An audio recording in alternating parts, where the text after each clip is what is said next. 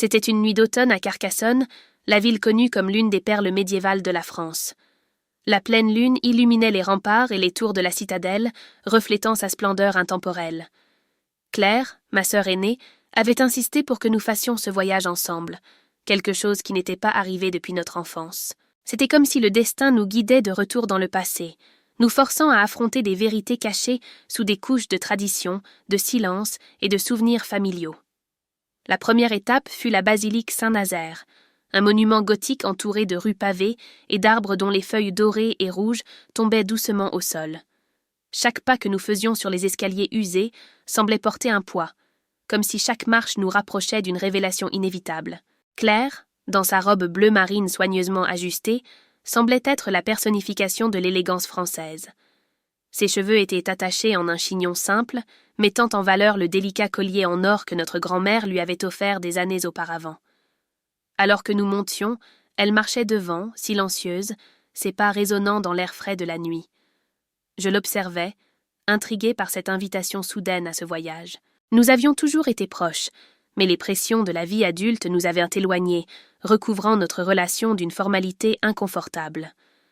Nous arrivâmes dans la salle principale de la basilique, où des bougies vacillaient doucement sous la brise, projetant des ombres dansantes sur les murs de pierre.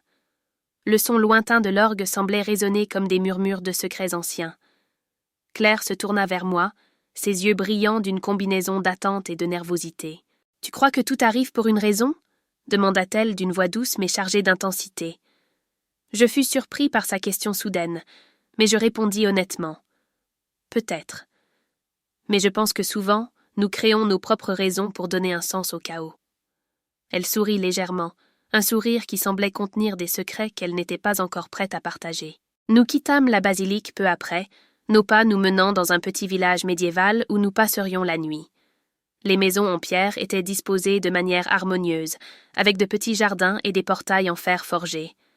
La propriétaire de l'auberge, une vieille dame nommée Madame Suzanne, nous accueillit avec un sourire chaleureux. Elle nous montra nos chambres, séparées par une fine cloison en bois ancien. Nous pouvions entendre les murmures du vent et le son lointain d'un accordéon joué par quelqu'un dans l'une des maisons voisines. Après nous être installés, Claire frappa à ma porte. Elle portait une bouteille de vin rouge et 2 verres. Nous nous assîmes ensemble sur le balcon, regardant le ciel étoilé. Le silence entre nous était confortable, mais portait une tension subtile. Enfin, elle brisa la glace. « Tu te souviens de Jacques ?» demanda-t-elle, faisant référence à un ami d'enfance avec qui nous jouions à la maison de nos grands-parents. Je hochai la tête, tentant de cacher la légère rougeur qui monta à mes joues. Jacques n'était pas qu'un ami.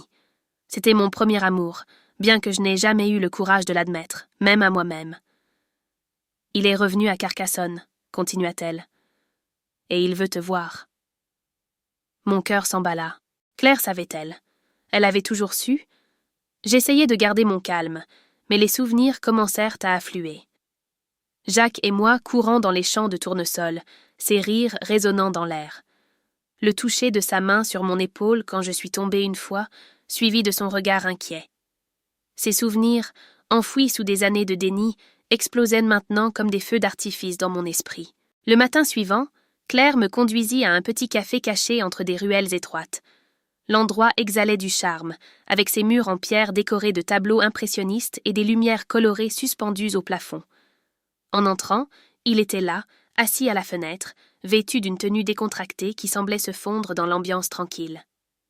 Jacques se leva dès qu'il nous vit, son sourire aussi familier que l'odeur du café fraîchement moulu. « Michel, ça fait si longtemps !» dit-il, sa voix remplie d'une joie sincère. Pendant un instant, je n'arrivais pas à parler. Sa présence semblait déterrer des parties de moi que j'avais enterrées profondément. Finalement, je parvins à répondre, ma voix plus tremblante que je ne l'aurais voulu. « Jacques, c'est bon de te voir. » Nous nous assîmes ensemble, et la conversation se déroula avec une naturalité surprenante. Nous parlâmes de nos vies, de nos choix et de nos regrets. Claire, qui semblait avoir tout prévu, se retira discrètement, nous laissant seuls. C'est alors que Jacques aborda un sujet qui changea complètement le ton de la conversation. « Michel, je me suis toujours demandé pourquoi tu n'as jamais répondu à cette lettre que je t'ai écrite avant de partir pour Paris. » Mon cœur s'arrêta. « Une lettre » Je n'avais aucune idée de ce dont il parlait. J'essayais de me souvenir, mais mon esprit était vide. Jacques remarqua ma confusion et expliqua « J'ai laissé une lettre avec Claire, confessant ce que je ressentais pour toi. Je pensais qu'elle te l'avait remise. » Tout à coup, tout prit sens.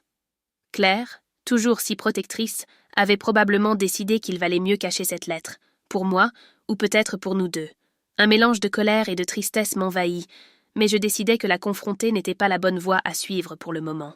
Au lieu de cela, je regardais Jacques et murmurais « Je n'ai jamais reçu ta lettre, mais si je l'avais reçue, je pense que ma vie aurait été très différente. » Il sourit tristement, et pendant un instant, le café autour de nous disparut. C'était comme si nous étions enfermés dans une bulle de temps, un endroit où seuls nous deux existions. Après nous être dit au revoir, je retournai à l'auberge, où Claire m'attendait sur le balcon. Je lui racontai l'histoire de la lettre, ma voix chargée d'émotion. « Pourquoi as-tu fait ça, Claire ?» Elle soupira, ses yeux fixés sur le sol. « J'essayais de te protéger, Michel. À l'époque, tu traversais déjà tellement de choses. Je pensais qu'affronter quelque chose d'aussi compliqué te ferait encore plus de mal. Bien que je veuille être en colère, je compris ses intentions. La culture française, avec son accent sur la protection de la famille et l'évitement des conflits inutiles, se reflétait dans sa décision. Elle croyait faire ce qu'il y avait de mieux. Nous restâmes silencieux un moment, le doux souffle du vent remplissant l'espace entre nous. Cette nuit-là, en regardant la pleine lune par la fenêtre, je réalisais que les révélations de la journée ne concernaient pas seulement le passé. Elles concernaient les choix que nous faisons, les vérités que nous cachons et les chemins que nous devons encore parcourir. Je ne savais pas ce que l'avenir me réservait, moi et Jacques, mais je savais que je ne ferais plus la même erreur de laisser des sentiments importants non exprimés. Le voyage à Carcassonne devint un tournant, non seulement pour revisiter le passé, mais pour ouvrir des portes vers l'avenir. Et, tandis que le premier rayon de soleil illuminait les tours et les remparts de la ville, je ressentis quelque chose que je n'avais pas ressenti depuis longtemps, l'espoir. Le lendemain matin, je me réveillais avec les rayons du soleil filtrant à travers les rideaux de lin. Le chant lointain des oiseaux résonnait sur les collines, et pendant un instant, je pensais être en train de rêver. Mais le souvenir de ma conversation avec Jacques et la révélation de Claire revinrent rapidement dans mon esprit. Il y avait un mélange de sentiments qui bouillonnait en moi, une anxiété latente, mais aussi une clarté inhabituelle. Je devais affronter ce qui restait en suspens. Claire était déjà dans la cuisine de l'auberge, aidant Madame Suzanne à préparer le petit déjeuner. Quand je suis entrée, elle me lança un regard rapide, chargé de remords. Je ne voulais pas commencer la journée avec des discussions, alors je m'assis simplement à la table. L'arôme du bouillon de légumes et du pain frais envahit la pièce, apportant une sensation de confort. Claire, comme toujours, savait comment briser le silence. « Madame Suzanne a mentionné qu'il y a un marché local aujourd'hui. Pourquoi ne pas aller faire un tour après le petit déjeuner ?» suggéra-t-elle, d'un ton délibérément casual. Je hochai la tête, bien que mon esprit fût ailleurs. J'avais besoin de parler à Jacques à nouveau, mais je savais que précipiter les choses n'était pas la meilleure solution. Tandis que Claire essayait de remplir le silence avec des banalités, Madame Suzanne servait le petit déjeuner et ses yeux sagaces semblaient capter la tension invisible entre nous. La culture française, avec son accent sur les non-dits, rendait évident que les mots non prononcés pesaient souvent plus que les conversations directes. Après le petit déjeuner, nous nous rendîmes au marché local, un endroit vibrant et chaotique, plein de vie. Les étals vendèrent de tout, des fromages artisanaux, des céramiques peintes à la main, des vêtements traditionnels et, bien sûr, les types les plus variés de pain et de pâtisserie. L'arôme des croissants et du café expresso flottait dans l'air, mêlé aux voix des commerçants appelant les clients. Tandis que nous marchions, Claire tentait de me faire parler, pointant des objets pour attirer mon attention, mais je savais qu'elle sentait ma distance. Nous nous arrêtâmes devant une petite échoppe qui vendait des bijoux en jade et en argent, et la vendeuse, une vieille femme avec un sourire chaleureux, nous salua. « C'est pour votre femme ?» demanda-t-elle en me regardant. Claire rit, couvrant sa bouche de la main, dans un geste qui semblait enfantin, mais chargé de signification plus profonde. « Non, il choisit quelque chose pour quelqu'un de spécial. N'est-ce pas, Michel ?» dit-elle, sur un ton taquin qui portait plus qu'une simple plaisanterie. Ma sœur avait toujours eu une manière subtile de me pousser à prendre des décisions. Ignorant sa provocation, j'achetai un bracelet simple en jade et le mis dans ma poche. Le poids de ce petit cadeau semblait porter plus que sa valeur matérielle. C'était un symbole d'un geste non fait dans le passé, une promesse de ne pas répéter les mêmes erreurs. Après le marché, Claire proposa de retourner seule à l'auberge, me laissant de l'espace pour chercher Jacques. Je savais où le trouver. Il m'avait mentionné qu'il travaillait dans un petit atelier de céramique à la périphérie de la ville, un endroit où les touristes pouvaient apprendre à façonner l'argile et créer leurs propres pièces. L'atelier était un espace simple, mais accueillant, avec un grand four et des étagères remplies de pots et de bols à différents stades de finition. Le bruit de l'argile tournant sur le tour et les murmures des apprentis créaient une symphonie tranquille. Jacques se trouvait au fond, ses mains habiles façonnant un bol. Pendant un moment, je suis restée là, juste à le regarder. Il y avait quelque chose d'hypnotisant dans ses mouvements. Il semblait en paix, complètement immergé dans le processus créatif. Lorsqu'il remarqua enfin ma présence, Jacques sourit, et ce sourire désarma toute la nervosité que je ressentais. « Michel, tu es venu. » Il essuya ses mains sur un torchon et s'avança vers moi. « Il faut qu'on parle, » dit-il directement mais sans agressivité.